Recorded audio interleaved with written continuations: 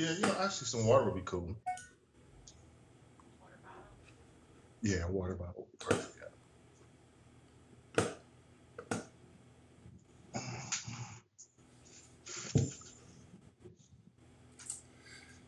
Greetings, everyone. We are checking on a few platforms here to see that we are on.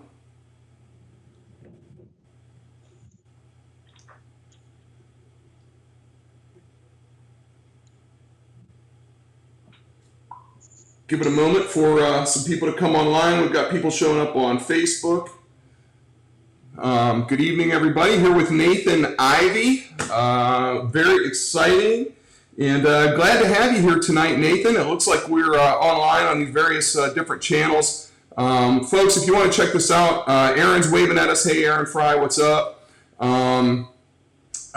Chris Seelbach's here with us, council member Chris Seelbach, checking in, asking about Josie. She's around. Where is she? I don't know, probably asleep someplace.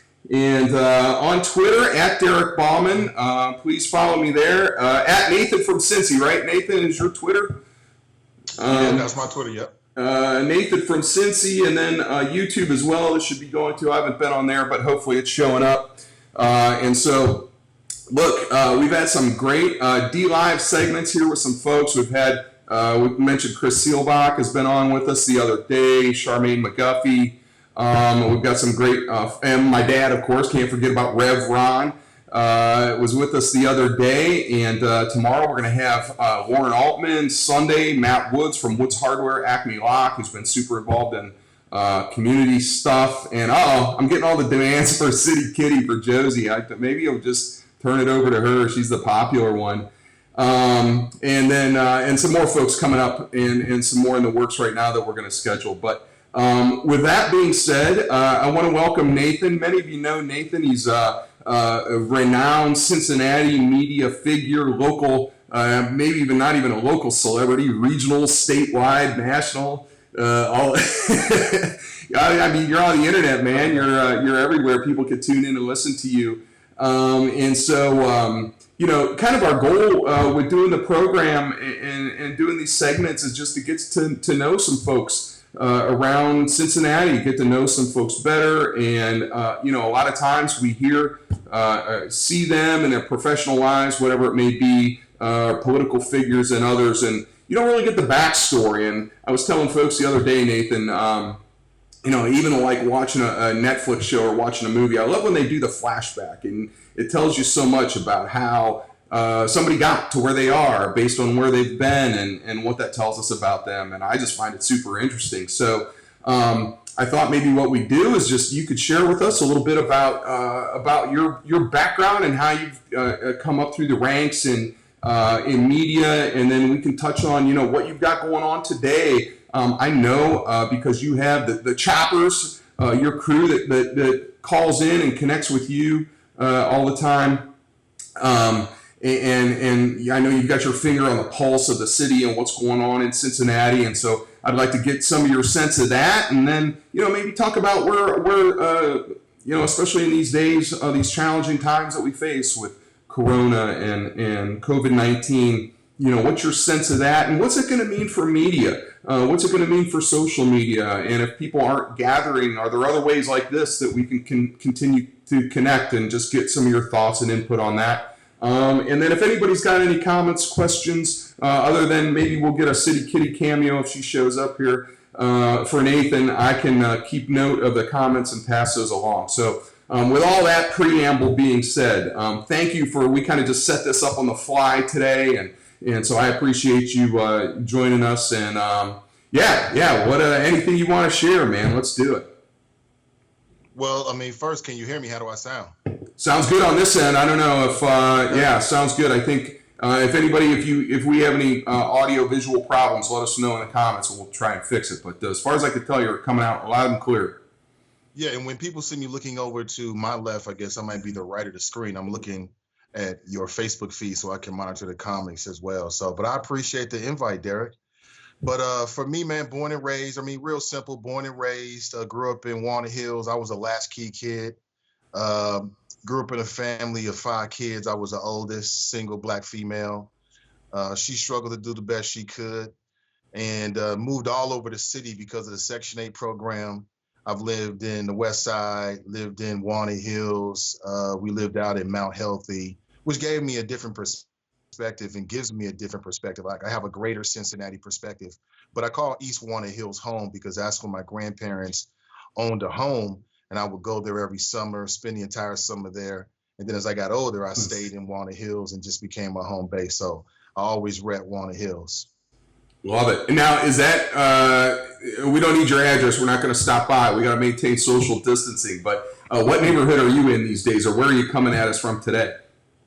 I'm in a secret location. An undisclosed location. I don't blame. You know, with all as popular a guy as you are, you know, you'd have all kind of stalkers and people like that, follow paparazzi and stuff. We don't want the paparazzi showing up at your place.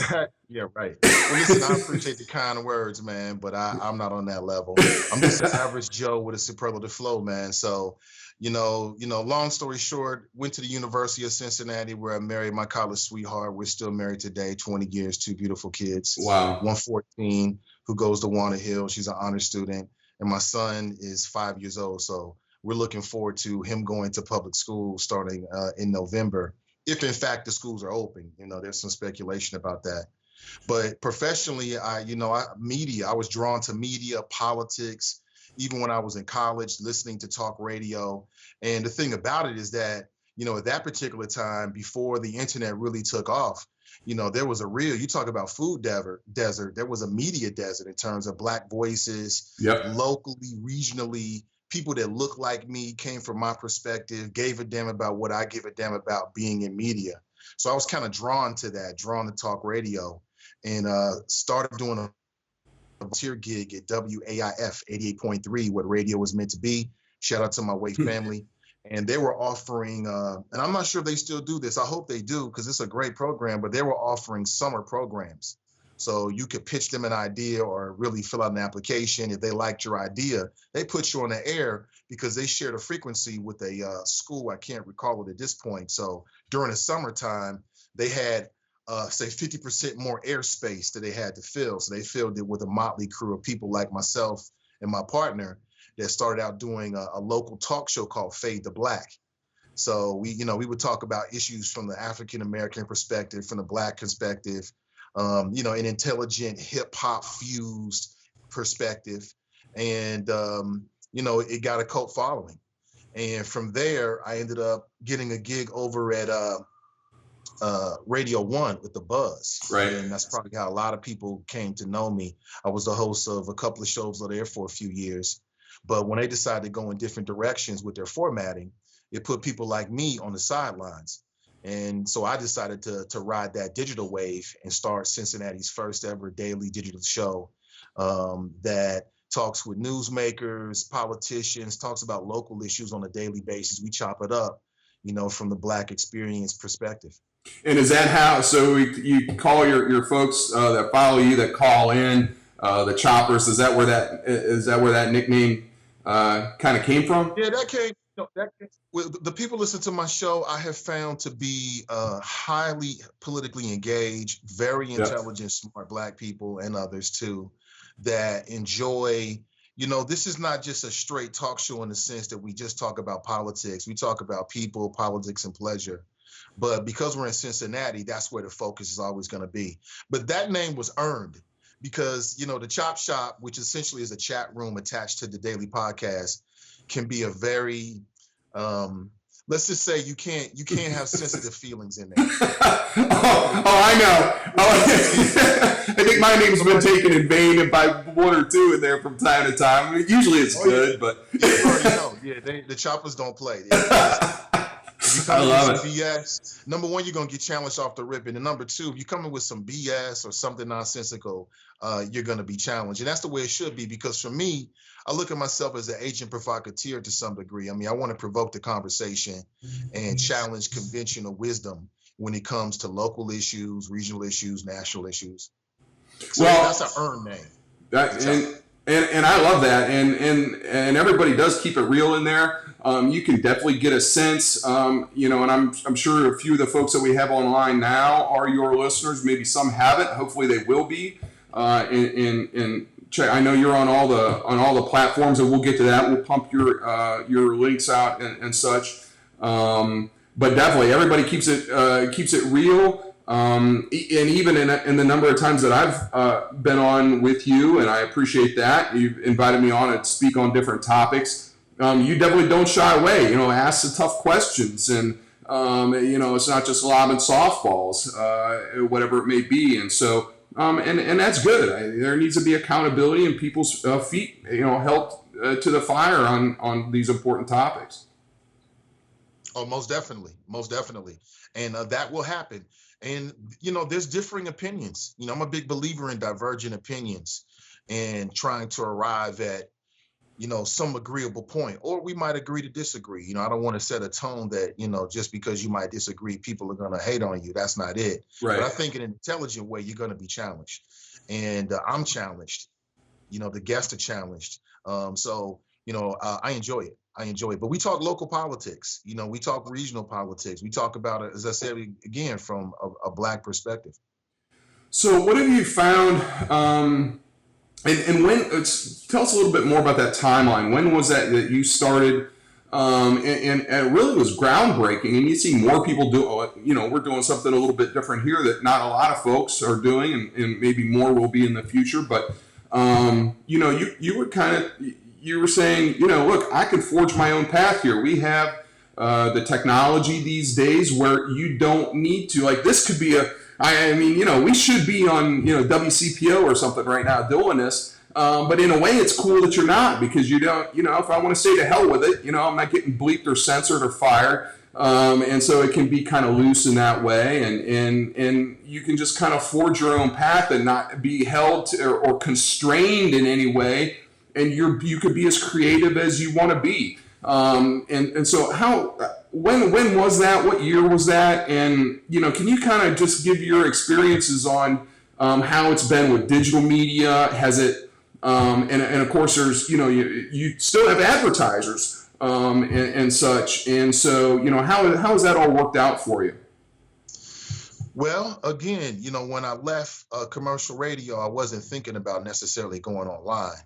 It's just that I had support. I had advertising support. I had the support of my audience who were urging me to jump online, like people were around the nation, really around the world. People are creating their own media way before coronavirus. Right. And that sort of digital wave may have been slow.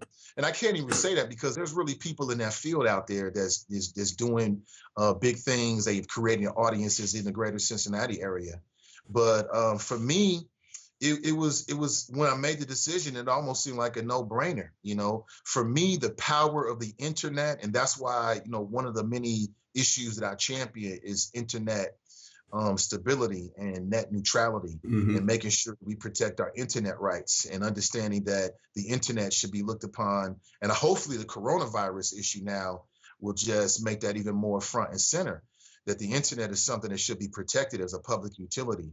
And the major two parties have vastly different opinions about that. One agrees, the other does not agree. But just think about what we're doing right now. Everybody's doing digital media. Coronavirus has forced everybody, even mainstream media now, looks like digital media. If you go to even local media, if you go to national media, if you go to sports media, let's just start there, because I've always thought that sports media for many years was on the cutting edge of media in general, just in terms of how they would develop their particular shows. And if you look at them now, what are they doing? They're doing Facebook Live videos. They're doing live streams just like this. So one thing I hope that stays after and if and when the coronavirus quarantine ends is the legitimacy of digital media and becoming more mainstream, especially for, Black folks, because of systemic racism. Black people have been locked out of ownership. When you come to owning radio stations, owning TV stations, locked out. I mean, hell, you got a billionaire, a multi-billionaire like Byron Allen, who felt the need to sue Comcast because he felt as if he was being disenfranchised. Wow. So I see the internet as a leveler. Facebook, YouTube, the internet in general is a leveler where, you can create an audience and you can grab people's attention and you can do it your way. And it can be as unfiltered as you want it to be. And you can do it on your own. And many people are doing it. Right. And so you've certainly done that. And what's it been, a few years now? It's probably longer than it's probably longer than I think. It's funny, Derek. It's been 3 years, man. Time flies. Yeah, it does. And so, yeah, it's cool to see this. And I think that's a great point that you bring up where, this is just kind of an equalizer in a way, and that you can create, a channel, you can create a brand really, and get information out there, and hopefully it's good information. But hell, we even see 45 standing up there talking nonsense, and then it's like the traditional media, if you will, is put in this position of, do you report this because it's news because the president said it, but he's lying. It's just not even true. So, I think that's a challenge that we have today also, is just people have to filter through all of this stuff and to see what's fact-based and what isn't. But it sounds like you're saying not only, we're doing this now, you've had success at it over these past 3 years, but this is more and more what the future holds. As we see a traditional media, the newsrooms are laying people off. They're down to a handful of reporters and stuff like that. And so we've seen it here locally with City Beat and such, and even with the Inquirer's been cut down over the years. And so I just assume that we're going to see more and more of this, especially now after, maybe even more after Corona. I don't know. What's your sense of that? What do you think? Where do you think we go from here? Is there, some sea changes that you see happening as we speak now because of the situation that we're in? In terms of the use of digital media? Yeah, digital media and just the media, maybe in general, where we're going, where, 12 months from now, maybe everything that's happening now changes the pace of things even faster. You look back and this was like an inflection point where, life is different now, and media as well. Mm-hmm. Like I said, what I would hope that we see more people harnessing digital media, Facebook, Twitter, TikTok, and using these platforms to connect. I think you will see that. I think mainstream media is paying attention to what little guys like me and other people are doing. And they're realizing that you can connect with an audience. And like I said, right now I'm on my phone. I've got a light around me, things like that, but I've got a phone anyway. Right. And it's just so powerful if people know how to connect it with other people. And right now people are shut in. I think smart people during the coronavirus are paying close attention to way humans are using digital media to connect. And I think that smart people are going to use that information moving forward. Right. No, I'm with you on it, and I think we're seeing it right here, kind of like case in point, talking about it. Because I always get this all the time. Like people say, well, how do you sell it on the internet? How did you get advertisers? For me, I was in a different position because I was coming from like a platform that gave me a certain elevation in community. So a lot of people knew me. Right. So for me, it was relationships, reputation and relationships. That's how I was initially able to connect with advertisers. After that, it was actually producing for them. Somebody pays you to advertise for an event or a product, nothing sells better than success. So that was the other part about it, delivering early on and building those relationships, and then just the reputation and relationships I had, previously built up professionally. Right. And I think that's key, regardless, and with your reputation. And that also goes back to what we were talking about with, with putting out, good factual information when it's information, or if it's opinion, it's opinion. But if you're putting information out, that people, and that's part of why I wanted to do this also, especially for some, when I have some of our political figures on, people want to know, even maybe if they disagree with you and your positions, they feel like you're a straight shooter and a good person. they might support you anyway and just say, well, we disagree on A, B, and C, but maybe we can, agree on this and that. And I know they're pretty much a genuine good person, and so I'm going to support that, and so you build, and that's how you build relationships. That's how you build a reputation and your standing in the city. And I think, certainly in your case, that's been true, and people, people know, and they know you, they have a sense about you, they listen to you every day. You kind of feel maybe, especially when you're in that role, that like I'm almost friends with you, but I've maybe never met you, but I have that connection just because, you're in people's living rooms and their cars and, everything on a daily basis. Oh, absolutely. Absolutely. And then the power of video.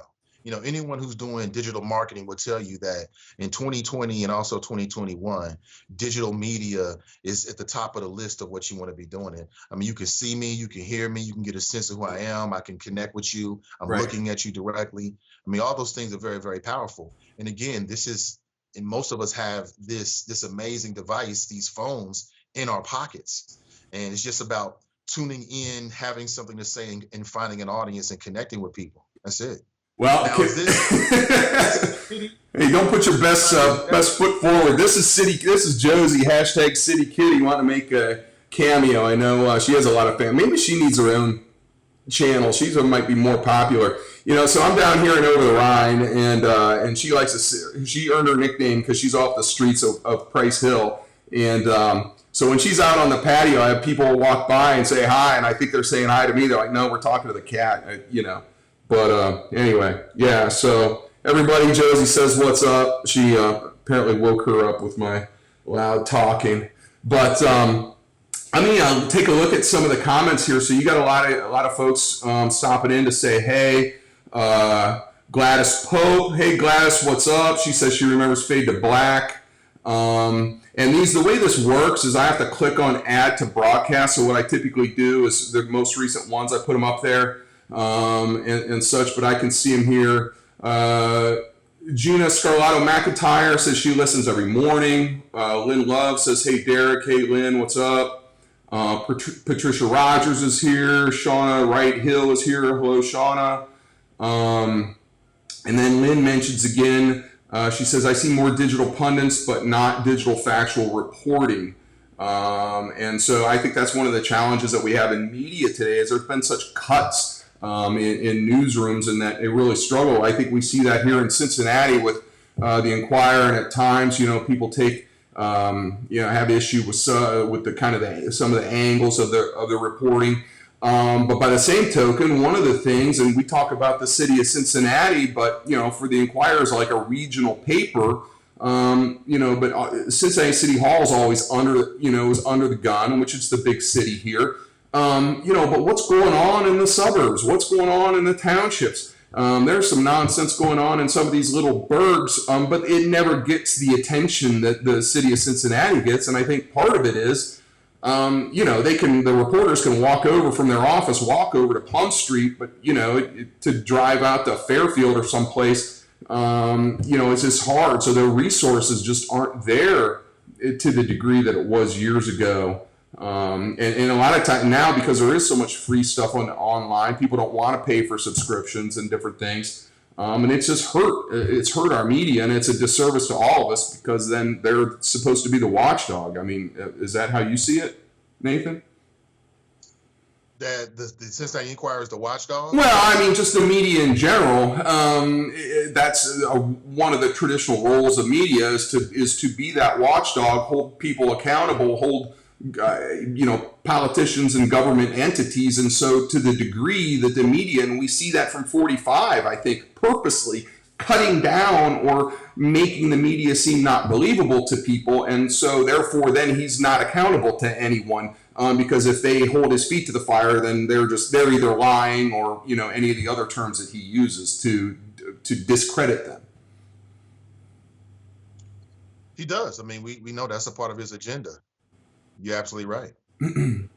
So, what are some of the hot topic issues right now? What is kind of the word on the street? What is obviously Corona, COVID-19? and maybe the impacts of that in the community, in the black community here of Cincinnati. I know there was some misinformation. I think this kind of meme was out there for a while that it didn't impact the black community to a great degree, or just people weren't susceptible to it. I don't know how that got started, but and then I think it was we find out, maybe because of some of the the innate and systemic reasons that there are poor health outcomes, leaves people actually more susceptible. And some of the data is showing that now, where the COVID-19 is actually more just what's the word I'm looking for? Is more of it than what the population demographics would suggest that there should be. So what's everybody's thoughts on that? What have you been hearing? What's the feedback? And then what are some other kind of hot button topics these days that folks are concerned about? Okay. Well, I mean, let's start with. The black community is not a monolith. Right. I'm not suggesting that you're saying that, but I want to put that out to all our listeners. In no way can I speak for the entire black community in the greater Cincinnati area. That's a great point. I can just speak about the conversations that I've been having. And I think that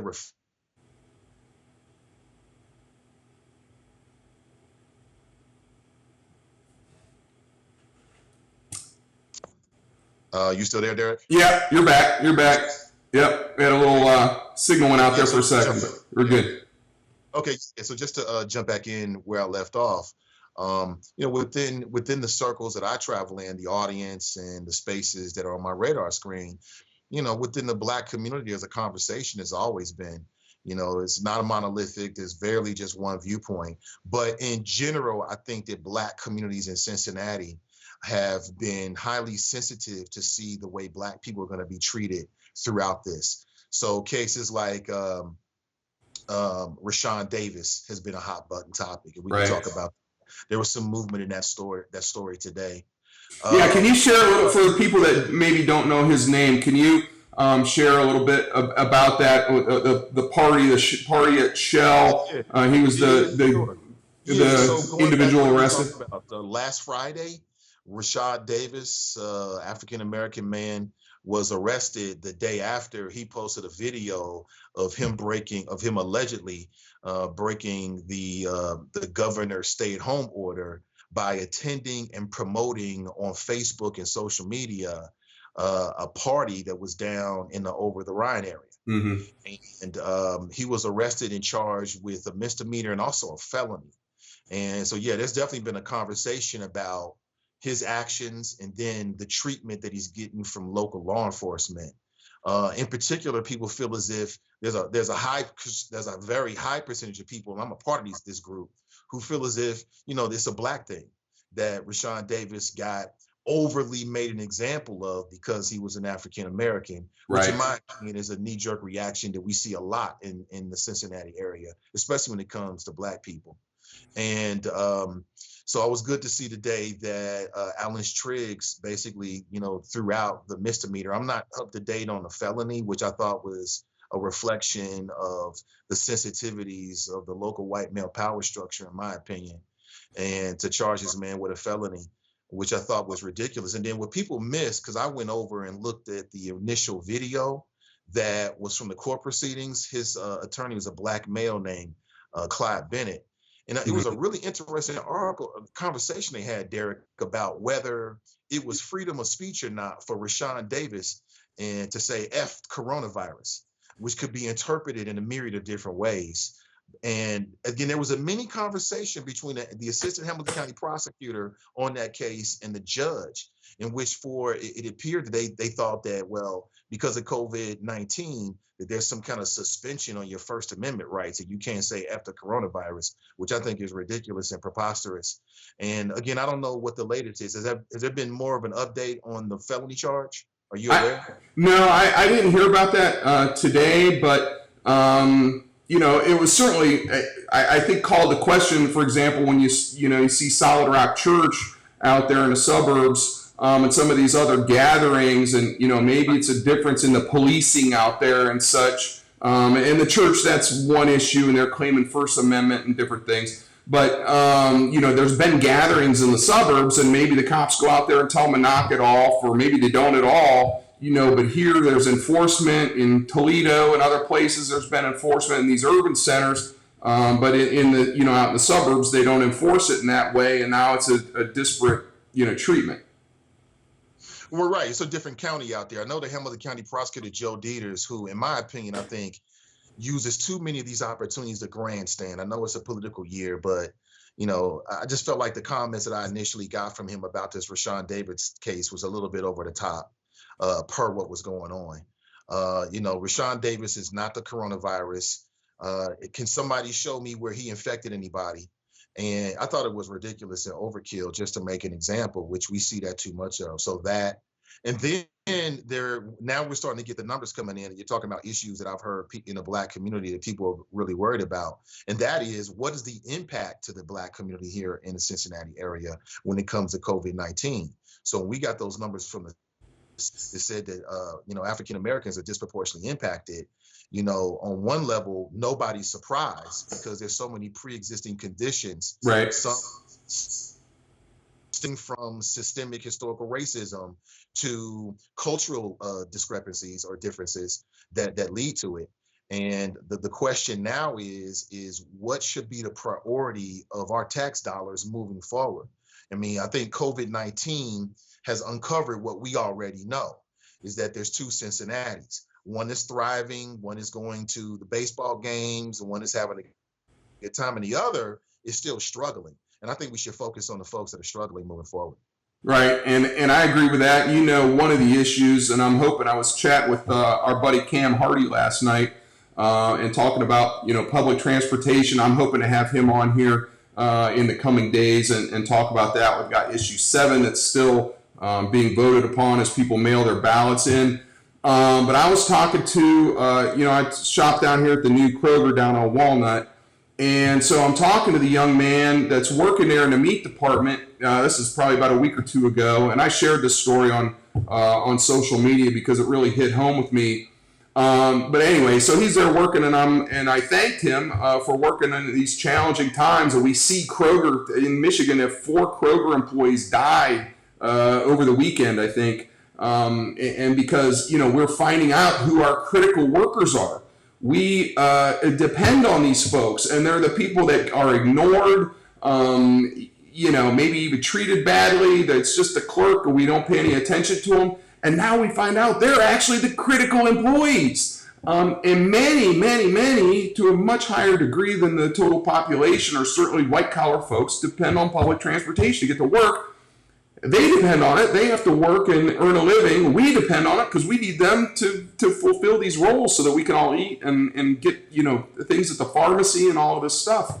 So, I think maybe one of the positive takeaways that comes out of this is that we recognize who our critical workers really are. And so therefore we have to look at things like, public transportation, supporting that, even if we don't use it ourselves, which I do, but that it's important for all of us, and certainly for those individuals. And then, obviously grandma's got to get to the doctor appointment, and now we have, the Kroger in Walnut Hills doesn't exist. How do I even get to the store? I don't have a car. And so, all of these outcomes, and that also tie into the health outcomes, and then that sets the table for, something like a coronavirus coming through and having even worse impacts than it would have anyway. And all of this stuff, and a lot of times I think we don't connect the dots. We just say, well, how much is it going to cost? I don't want my taxes to go up, and that's it. But you don't think about all these other costs. As a society, we're going to pay for this somehow. If people can't put food on the table, it becomes a criminal justice issue. If people can't get the health care, now, it's impacting the healthcare system that's stressed out right now. There's all of these impacts, and at the end of the day, we're finding, even though we're apart, we're seeing that the whole world is interconnected and facing these problems at the same time. And so I'm with you on that. We need to pay attention to this stuff more, and hopefully one of the things that comes out of this is we recognize who our critical employees are, and it's really the folks, it's the janitors that are cleaning and sanitizing things, these are important roles, and that we come away with a new appreciation for that. And most people that are on here know I'm a retired cop after 26 years, retired in 2016, and people would thank me for my service and still do. I'm thinking that the kid working at Kroger that has to take the bus and has to walk an hour to the bus stop in Anderson Township. There's only one bus that goes out there. And I'm thanking him for his service, and so we need to do that. Well, I mean, one thing, again, I tell people on my show, I got a slight OCD problem. I'm a Virgo. It comes with the territory.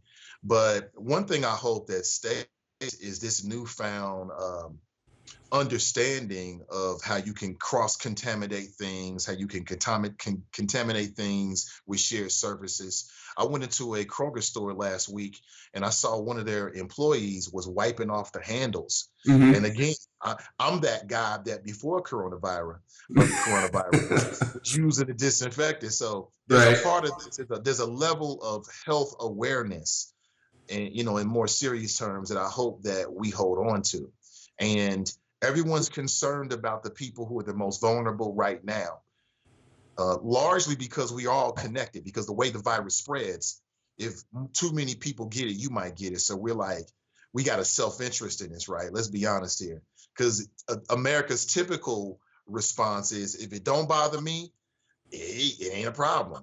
But see, this bothers everybody. So we're seeing people move a little differently. Just notice how fast they got that $6 trillion, stimulus package they got out there. That's because elites, people with connections are connected with this.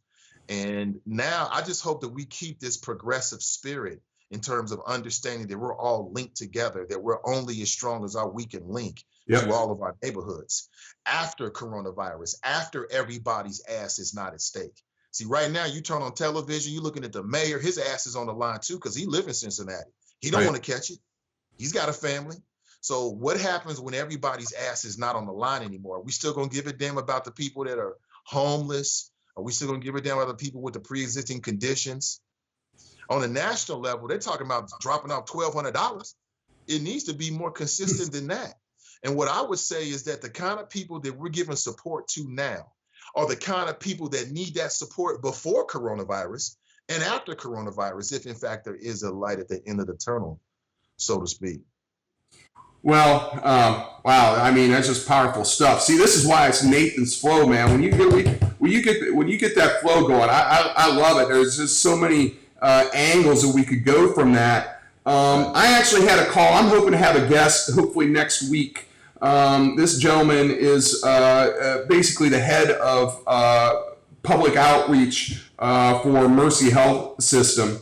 And focused on community outreach and outcomes of healthcare. And we were talking about some of these things and how all of this plays an impact, and much of talking about the social determinants of healthcare, how these just systemic racism, and how that has played a role, especially in the southern states, where we've seen these southern governors have been slow to either not reacting or slow to react.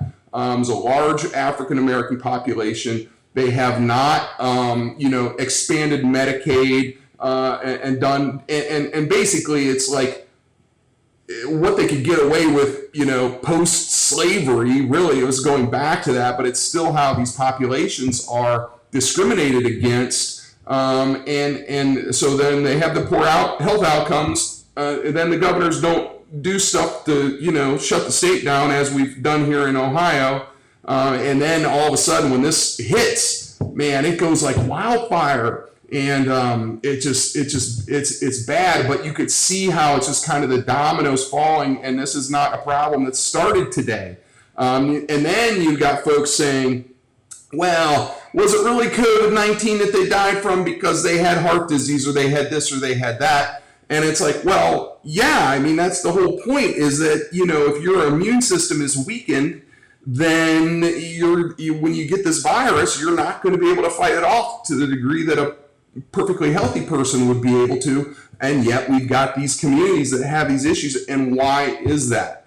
And so you've got this systemic problems, and you to me, you really see it, especially in the southern states, but here in Cincinnati as well. I mean, and the data like supports all of this stuff that we can see with our own eyes if people really want to open their eyes and see it. Yeah, I don't have anything to add to that. I don't know. It's just, off the top of the head. But Derek's flow. Yeah, Derek's flow. There you go. And speaking of that, No, go ahead. But you asked a question. It's a really big question in terms of like the what's on my radar screen, like the conversations that Black folks are having within my sphere, and a lot of health and wellness questions. Issues, should I say, are being discussed. People are using social media to project their profession and their talent and what they have to share. A lot of it is not about politics. It's about making sure you're healthy. One question that came up for one of my listeners, which I think is very, very fair, that extends beyond the Black community, is, so how do we emerge from this stronger? Right. So that means, we're all shut in, getting good old fashioned gravity is going to, gravity was the first workout facility, right? Right. Push-ups, squats, basic stuff, So physically, I try to tell my audience, we can emerge from this and basically perhaps better physical health. For me, COVID-19 is a stress test for all of our families financially. What is your financial health? Can you sustain? Are you viable?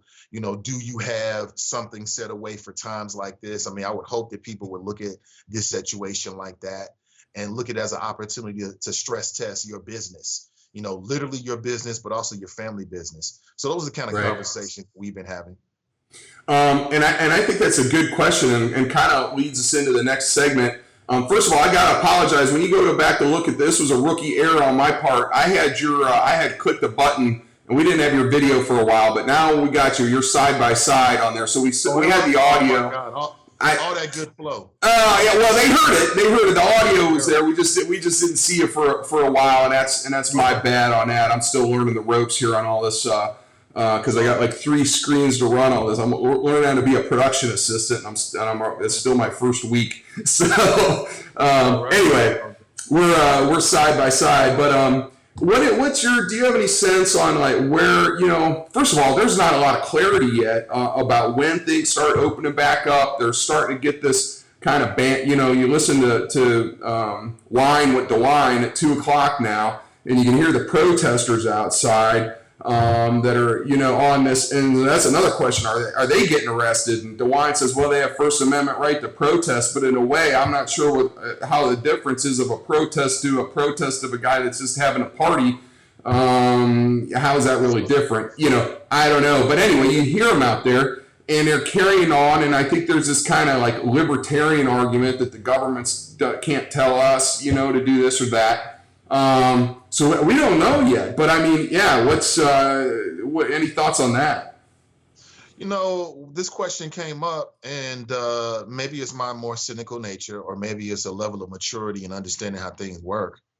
People could tell me, but I would not be surprised if Ohio lifts the order in 2 weeks. I think that you've got 2 things that are being weighed in a balance. One is public health, and the other is big money, commerce. Yep. And over in this country, when we've seen those 2 things that have been leveraged against one another, which one wins, Derek? Yep. No, we know. Yeah, we know. Well, and you brought up a point before, which I think is valid. The $1,200, and it goes a little farther maybe in Cincinnati than it does for folks on the eastern and west coast. It's getting the same $1,200 and their rent's double that. But, to me, that was just a start. So I first started talking about that on March 11th. That they needed to fire the printing presses up and get money in people's hands, but we see it. We're still waiting. I haven't been stimulated yet. Some people started showing up, over the weekend and today. And then the problems small businesses have been having in access in any of this money. We see, CVG's getting $47 million. I saw it was reported today. The cruise line industry, which those, because they want to avoid regulation, so they flag their ships out of Panama or someplace, not even really in that way, American companies, they're getting bailed out and money. But if you're just somebody that's got laid off and trying to make your rent, you got to, the website's down, there's all this. And then for the small businesses, they have to go through the banks. And the banks are looking, actually, Mark Cuban was talking about this yesterday, saying they don't understand their role. They're not supposed to be looking at this as a loan and looking at your numbers. They're just a funnel. The money's supposed to flow to the small businesses. And now if you're a big wig, you can call and get somebody on the horn. But if you're a little guy, you're trying to go through this bank. And then I saw a Business Courier article just this afternoon, and the article was saying it's a small business in northern Kentucky that has gotten their money and got their loan closed. But the moral of the story, or the headline was, it was our relationship with our banker, and I'll treasure this relationship. Well, why do I need I'm supposed to get the money. Why do I need a relationship to be able to do it? But that's how it is. If you're somehow connected, then it's fine. If not, you're screwed. You're out of luck. Mm-hmm. Put your application at the bottom of the stack, so to speak. Yeah, if you can even get through, on the website, I don't know. But that's where it is. It's been that way for so long, and I don't know, how we get it to change, but hopefully something, we get some positive takeaways out of this. One is in the conversation. I hope I can have it online with the doctor that I was speaking with on the phone yesterday. Is air quality.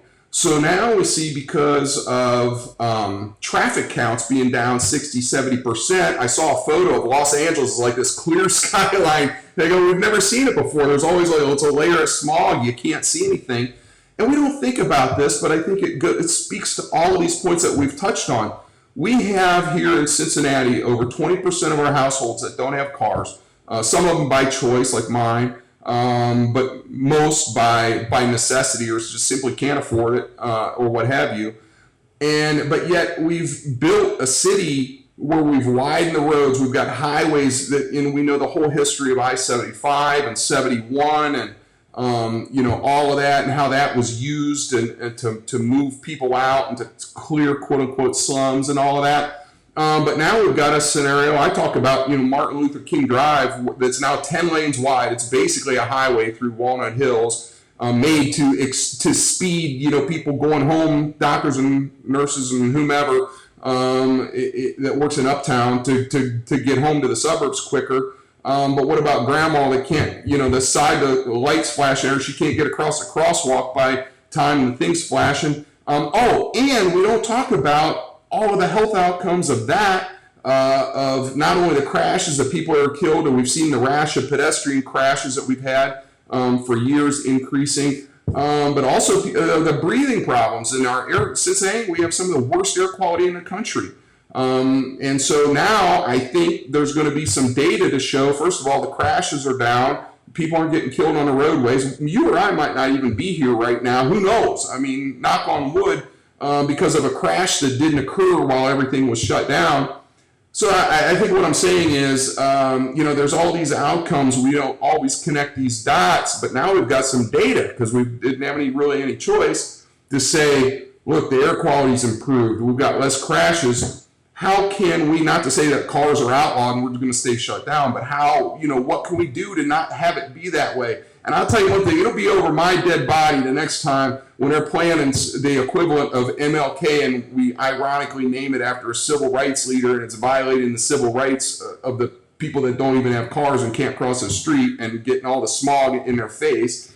But it'll be over my dead body that we widen another road going through any neighborhood around here to 8, 9, 10 lanes wide and all of that kind of thing. So, maybe that's some of the positive outcomes that we see. Oh, wow, I didn't even realize we had all the smog, but now I can see. I didn't realize people were getting killed, even though they are, but it's cars, so we don't worry about it. So, so what maybe we can affect, and there could be other things I'm not thinking of, but affect some policy changes, positively coming out of this. I've heard some of the bars say, well, you're letting us do carry out alcohol now. Why was that a thing for 80 years? And if it's okay now, or if people can work from home and not have to commute, you told me it wasn't possible, but now I'm doing it because I have to, and now it's okay. So we may see some major shifts, that end up being positive, I guess, if we take something away from it.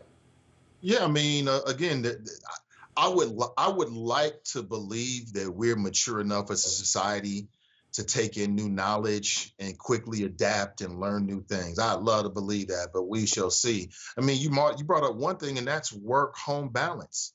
Now people are working from home, where you have, businesses, corporations, nonprofits that are rethinking the requirements that they have on their workers. Why Right. come in if you can have somebody work from home and therefore be at home and have more balance?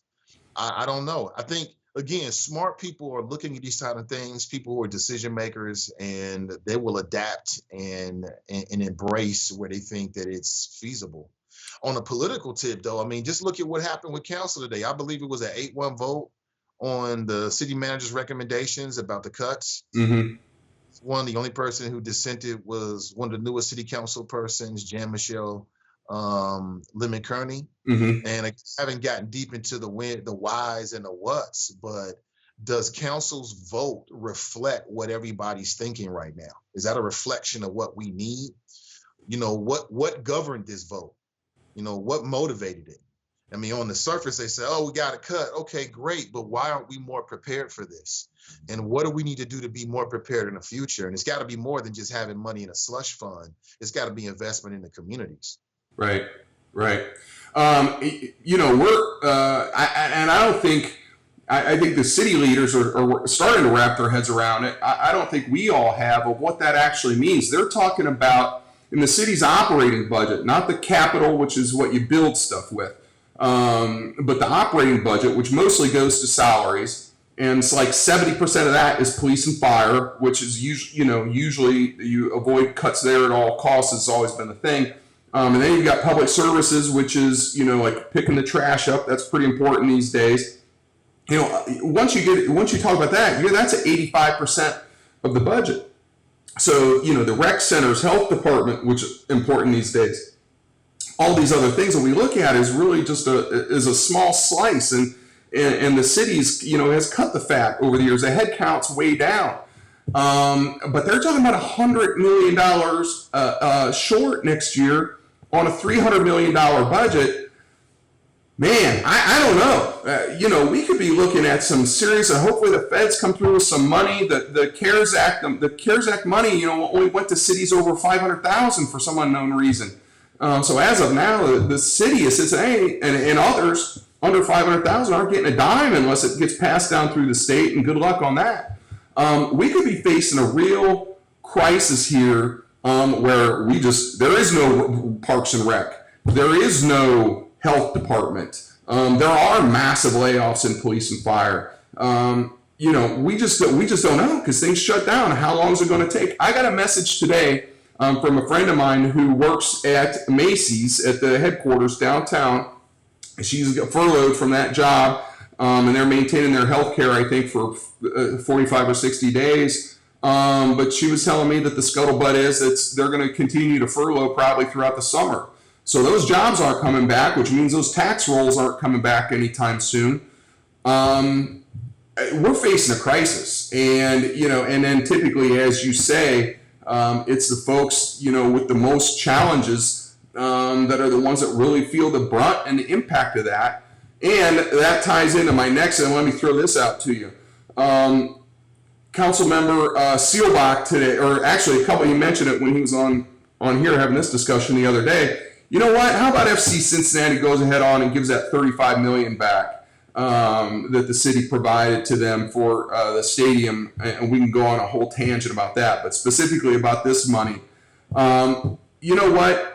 You were talking; these guys are multi-hundred million billionaires. We're all feeling the pain. The small businesses are closed down. People are out of work. We're waiting on our $1,200 to pay the rent, and waiting for our unemployment. Still can't get through on the website. Maybe it's time they should just give the money back because it's the right thing to do. I mean, they're not worried about paying the rent or eating this week. And the cities, we're going to be laying off, half the city. So I don't know. Do you have any thoughts on that? Where does things like that come into it? For the first time here with you, I think that'd be one hell of a gesture. That'd be one hell of a gesture if they did that. I think a move like that would endure a lot a lot of goodwill, and a lot of respect from people out there if that happened. Again, I'm hearing it for the first time, so I haven't really jumped into any of the details here. right? But I mean, that would be a great gesture. Yeah, and I think that's just an idea. I think my understanding is that they're going to work on a motion, and we'll see if that comes through council and they actually ask for that. I said, let's take it a step farther. Let's call for them to give the money back to the county as well, because the county's in the same, they're furloughing people and all of this. They had Meg Whitman, FC Cincinnati did. Meg Whitman, the former CEO of eBay, and she's a CEO of another tech company now, invested $100 million. They could probably scratch around under the couch cushions and come up with it and just give it back, because to have that money to continue to go there while we're laying all of these important folks off doesn't make much sense. The other news that came out yesterday or today was that the University of Cincinnati, they're feeling, the colleges and universities and the athletic programs are feeling the crunch since, the sport, March Madness has gone away and they're losing revenue from different angles there. They're doing away with the men's soccer team at UC. And so we're going to have a scenario whenever it starts back up where FC Cincinnati's playing in UC Stadium and they don't have a soccer team anymore. The university doesn't.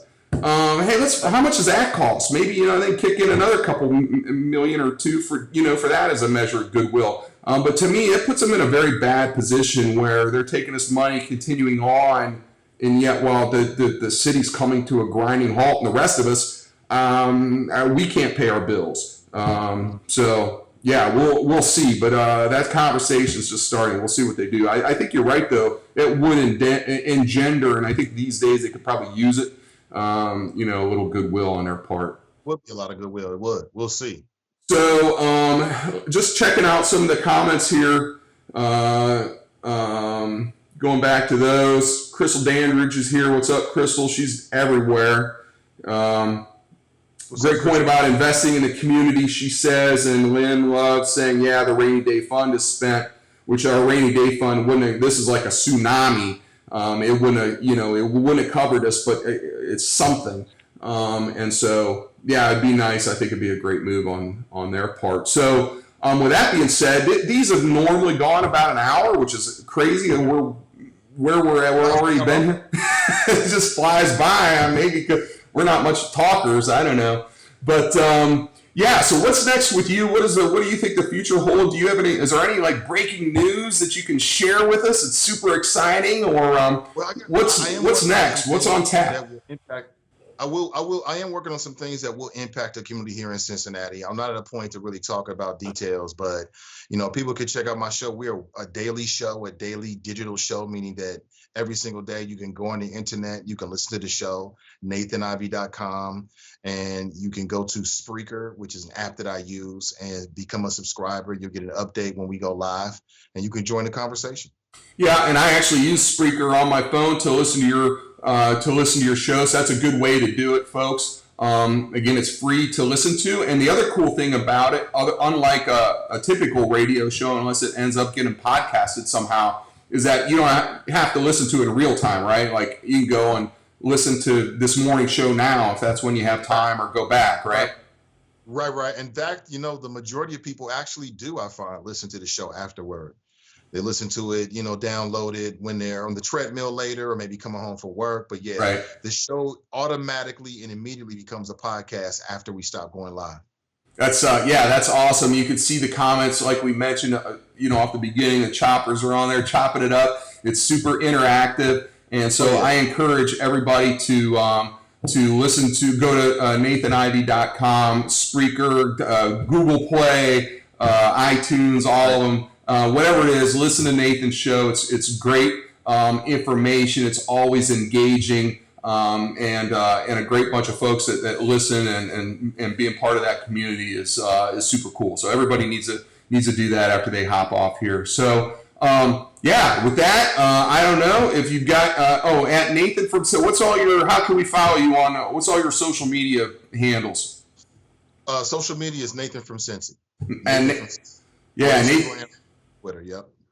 Twitter, Instagram, Nathan from Cincy. So follow Nathan Ivey, listen to his podcast, everybody.